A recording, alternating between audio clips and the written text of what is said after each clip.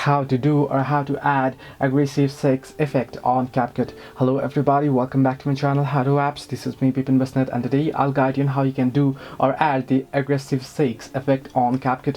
Well, the process itself is quite simple and easy, so let me guide you through. First things first, what you want to do is you want to open your CapCut application, and then you want to tap on new project and you want to add the video that you wish to add the aggressive effect to. Right now, I'll just simply tap on this video and open this up here. This is my own video. Now here what you want to do is you want to simply add the effects option right here, and then tap on video effects, and here you want to select the sex option from here. Now you want to find out the sex option here. You can see sex option, you want to simply tap on it, and here now what you want to do is you want to tap on adjust option, and once you select the video, and then you can increase the speed right here, and you can increase the intensity right to the 100, and here you can see this aggressive sex has been added. You can adjust the effect to the point that you wish to add or end the effect as well. So this way you can do the aggressive sex effect on CapCut. Hope this helped you. Do like and subscribe, and do not forget to leave a comment down below if you have any further issues.